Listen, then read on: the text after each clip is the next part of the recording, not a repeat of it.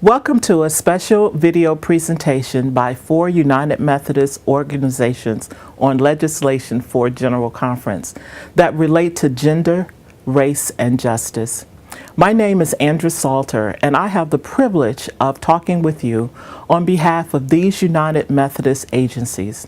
We are comprised of 4 agencies: United Methodist Women, led by General Secretary Harriet Jane Olson; the General Board of Church and Society, led by General Secretary the Reverend Dr. Susan Henry Crow; the General Commission on the Status and Role of Women, led by General Secretary Don Wiggins Hare; and the General Commission on Religion and Race, led by General Secretary Aaron Hawkins. While all United Methodist agencies share foundational beliefs and values of the United Methodist Church, these 4 agencies share a deep and common commitment to church and society on issues related to gender, race, and justice. The work of these 4 agencies is fully committed to fighting injustice and ending institutional discrimination in all its forms. In the next few segments, you will be introduced to some of the legislation developed and submitted to General Conference from each of the 4 agencies, with Micah 6:8 in mind, which states, "God has told you, O mortals, what is good, and what does the Lord require of you, but to do justice and to love kindness and to walk humbly with your God." Join me as we learn more about some of the petitions the 4 United Methodist agencies. First, we will hear about key petitions submitted by the United Methodist Women. Welcome. My name is Molly Vickery, and I serve as Executive Secretary for Children, Youth, and Family Advocacy for United Methodist Women. For nearly 150 years, United Methodist Women have been turning faith, hope, and love into action on behalf of women, children, and youth by organizing for mission across the United States and around the world. United Methodist Women will celebrate 150 years of service to women, children, and youth in the next quadrennium. This long history of mission around the world is one to be celebrated. Therefore, we are bringing the petition, Celebration of 150 Years of United Methodist Women, to General Conference to ensure that our history is both a foundation and an inspiration for the vital work that lies ahead. I'd like to give you a glimpse of our work as I share a few key petitions with you. First, The Girl Child brings to light many of the struggles girls face in a world that consistently values them as less than their male counterparts. Despite some gains, girls in some parts of the world continue to be less educated than boys, face an increased risk of female genital mutilation, HIV and AIDS, and child marriage, resulting in high-risk pregnancies. All of these factors have significant health implications for girls and young women locally, nationally, and globally. This petition names these struggles and calls upon the whole church to raise awareness and engage in advocacy to rectify conditions that limit girls from reaching their fullest potential in safe and healthy environments. A charter for racial justice policies in an interdependent and global community is one which directly addresses the current systemic racial discrimination we see in many communities today.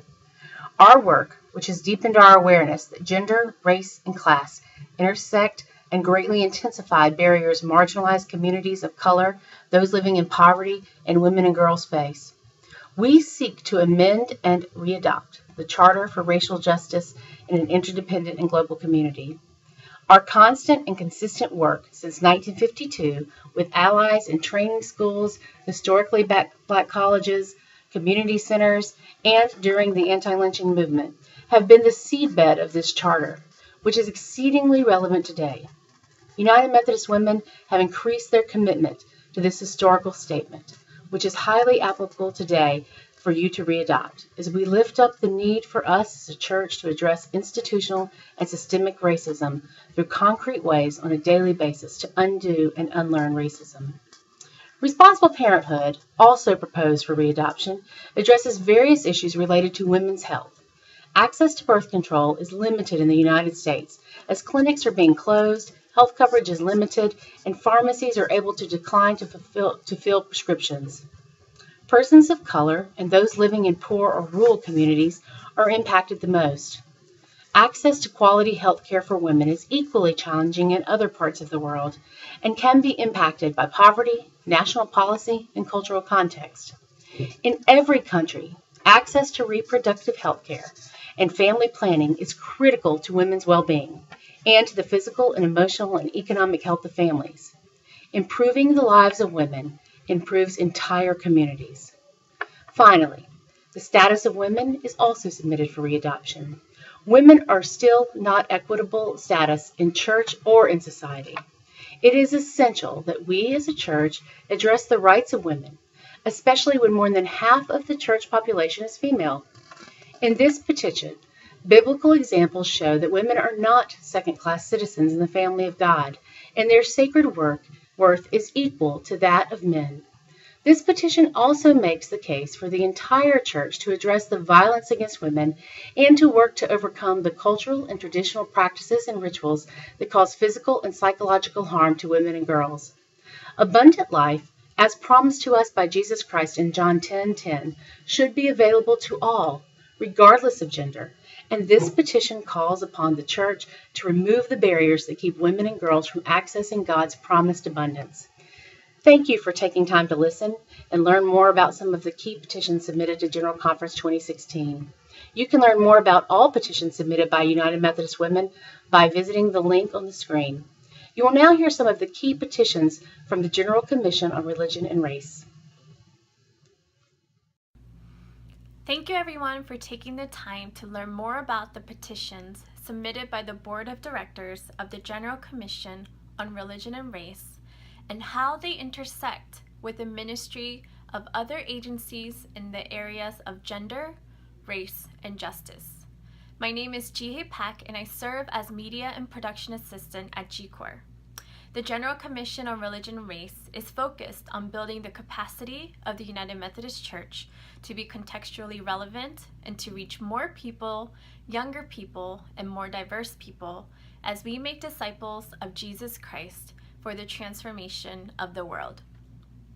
While multiple petitions have been submitted to General Conference 2016, today I would like to highlight 9 petitions that are extremely important to the ministry of GCOR and to the total life of the church.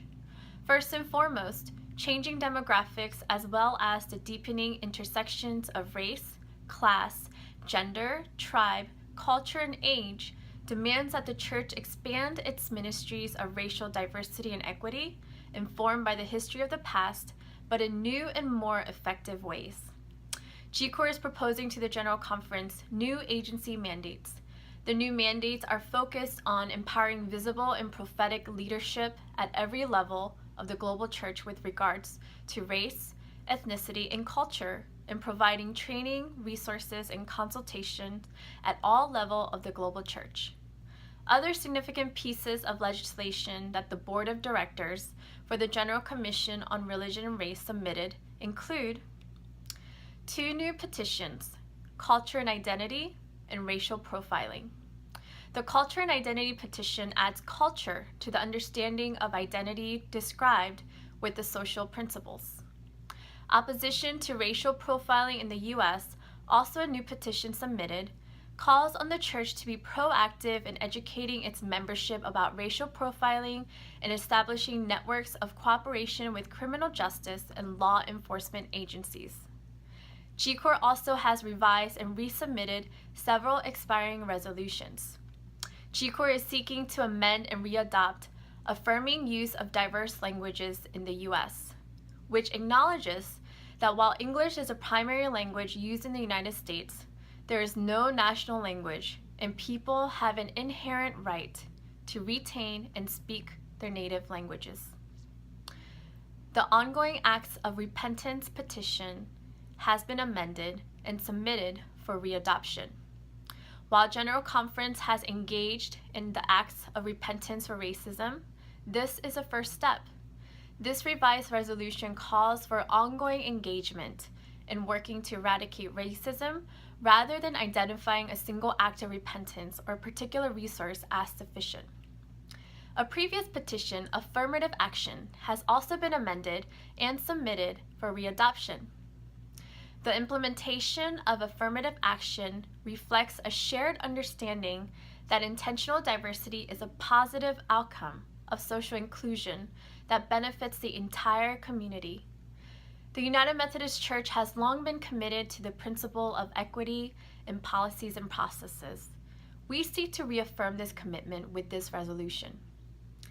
An expanded resolution, Opposition to Global Racism, Tribalism, and Xenophobia, Impact on Women, Children, and Youth, was revised to include tribalism, a reality for many in the global church, and specifically to address the experiences that impact women, children, and youth.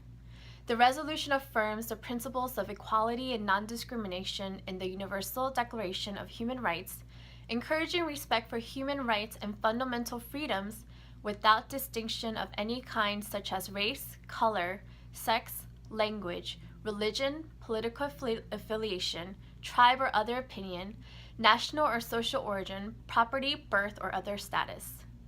Additional petitions submitted to General Conference 2016 are membership in clubs or organizations that practice exclusivity and opposition to white privilege in the United States. I encourage you to learn more about all petitions submitted by the Board of the General Commission on Religion and Race by visiting the website below. GCORE is critically examining expressions of racial and cultural injustice in local and global contexts, partnering with annual conferences across the worldwide connection, and setting goals for overcoming inequalities by building systems, policies, and processes that will level the playing field for all in the United Methodist Church. We will continue to work with other agencies where there can be a common witness in the areas of gender, race, and justice. Please join in these efforts. Thanks for your time, and next you will hear from the General Board of Church and Society.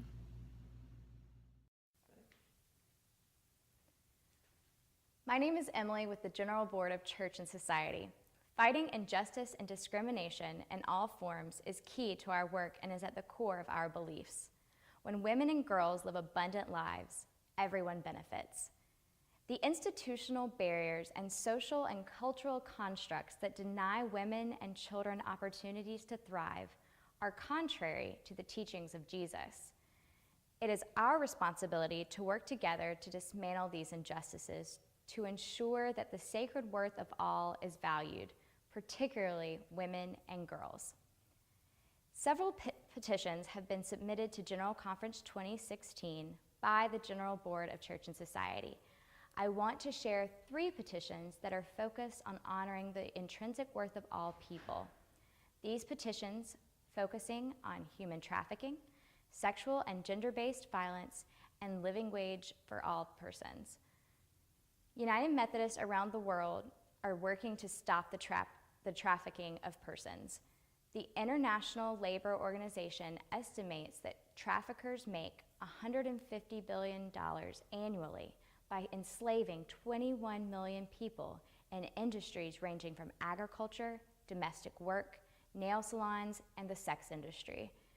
John Wesley, in numerous instances, including a tract entitled Thoughts on Slavery and a sermon entitled The Use of Money, condemned slavery as wrong and incompatible with Christ's teachings.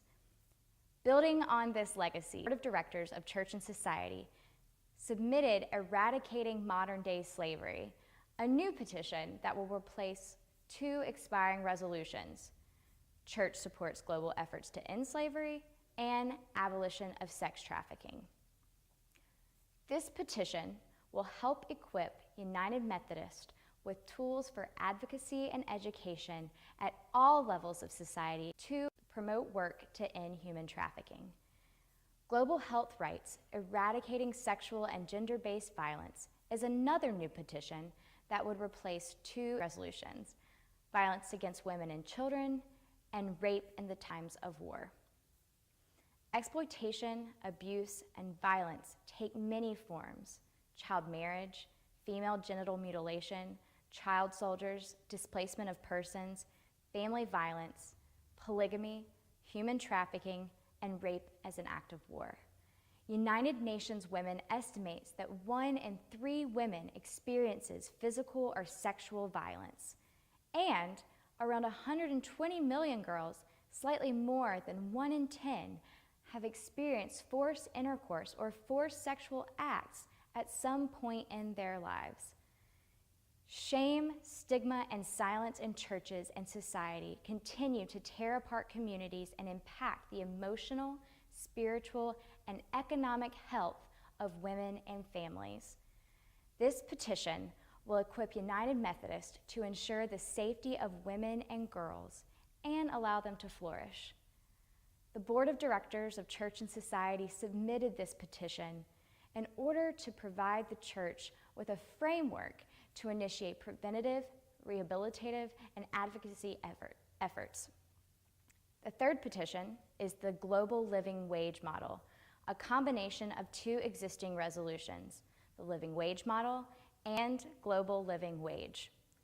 The new petition will provide one strong statement of support for an appropriate living wage at the local level, while committing the church to model fair and faithful compensation. This petition maintains our historic commitment to a living wage, which the church has been an advocate for since 1908. By passing the Global Living Wage Model, United Methodist Church is able to proclaim to the world that we are committed to honoring the dignity of workers and ensuring our institutions commit to providing living wages. While there are implications for this petition at the global level, this petition will also formally support women and people of color who are disproportionately represented in low-wage occupations. This petition focuses on a fair living wage in all industries, but also regardless of gender or race. Through collaboration with fellow United Methodist agencies devoted to gender, race, and justice, we are able to engage conversations that are encouraging participation from a broad representation of stakeholders at all levels of the church and from impacted communities. The social principles clearly call for United Methodists to confront and fight injustice. The General Board of Church and Society seeks to work with you to uphold our church's principles of justice and equity. We hope that you will join us in the pursuit of justice by prayerfully discerning what you read in the petitions and considering people in your community are impacted by human trafficking, sexual and gender-based violence, and the lack of a living wage. To learn more about all petitions submitted to General Conference 2016 by the General Board of Church and Society, please visit the website below. We'll hear from the General Commission on the status and role of women. Hi, my name is Reverend Tyler Schwaller, and I serve the General Commission on the Status and Role of Women as a board member. Since 1972, the Commission has been tasked with the clear, focused mission to challenge the United Methodist Church to a continuing commitment to the full and equal responsibility and participation of women in the total life and mission of the Church, sharing fully in the power and policy making at all levels of the Church's life. This vision remains urgent today. Our work continues to uncover places of oppression for women and others within ministries of the Church. The opportunity to partner with these other agencies reflects a dedication to prioritizing this work in our United Methodist denomination. The first petition I would like to discuss is called Ensuring Inclusiveness of Gender and Age in the Worldwide UMC, Paragraph 4, Article 4. We propose that Paragraph 4, Article 4 of the Constitution in the Book of Discipline be amended to include the word gender. The current version of this constitutional text identifies many categories of persons who the United Methodist Church is committed to ensuring are able to access full inclusion in the Church. While the term gender is identified in other parts of the Book of Discipline, it is not identified as a category that must be included in all responsibilities and privileges of membership of the Church. Adding gender would clearly state to our membership and to society that any unfair treatment or denial of opportunities based on being a man or a woman would not be tolerated and would be clearly objectionable by the Book of Discipline. Additionally, the language of our proposal provides ongoing support for the unique work of gender-specific groups such as United Methodist Women and United Methodist Men. The petition, Membership of the General Commission on the Status and Role of Women, amend paragraph 705.4c, is a revision to the discipline that increases the number of Central Conference members to 4 on the General Commission on the Status and Role of Women. The amendment to paragraph 705.4c to include 4 total Central Conference members will now conform with what is already in paragraph 2104, which specifically establishes our Commission's membership and reflects our practice of having 4 Central Conference members on our 19-member board. This is crucial to our work of inclusion of women and prevention and response to sexual misconduct within the Church, both nationally and globally. We are also introducing a new resolution entitled Functions of an Annual Conference COSRO or Related Committee. This will describe the functions of an annual conference committee that is designed to extend the work of the General Commission on the Status and Role of Women at the conference level and ultimately into local ministries. We have developed a comprehensive plan including guidelines that will include the United Methodist Church in its entirety. Finally, we propose that a new social principle addressing pornography be added to paragraph 161 in the Book of Discipline. Pornography is identified as a chargeable offense of sexual misconduct, even though it is not addressed in the Book of Discipline. While there is difficulty in providing clear and explicit definition of pornography, this petition seeks to define pornography by identifying the harm that it causes through violence, abuse, coercion, domination, humiliation, and degradation to individuals, families, and communities. We understand that this is a sensitive issue, and therefore want to formally work to define pornography in terms of the harm that it can do, which will support the healing and reconciliation in the Church around this issue. The growing industry of pornography cannot be ignored by the Church or its impact on the clergy, members, and society. You can learn more about these and other petitions submitted to General Conference by viewing the website below. Thank you for taking time to learn about the key petitions of each of the 4 United Methodist agencies. Our mission as the United Methodist Church is to make disciples of Jesus Christ for the transformation of the world. We thank God for your commitment to serve as delegates at General Conference 2016. We look forward to our continuing journey together as we seek to do justice, to love kindness, and to walk humbly with God. Please visit the websites of each of the agencies to learn more about all petitions we have submitted to General Conference for consideration. If you have any questions regarding these or any of the petitions from the 4 agencies, please email your questions to info, that's INFO, at umforjustice.org. In the subject line, please identify the agency that is the source of your petition. When typing your email, the first line of the email should be the petition name. Under this, you may submit your question. We will not be able to respond to each question individually. However, we will read each question and develop a second part to this special video presentation where representatives from each of the agencies will respond to your question. We look forward to seeing you in the next video and in Portland in May. Be safe and be blessed. Therefore, go.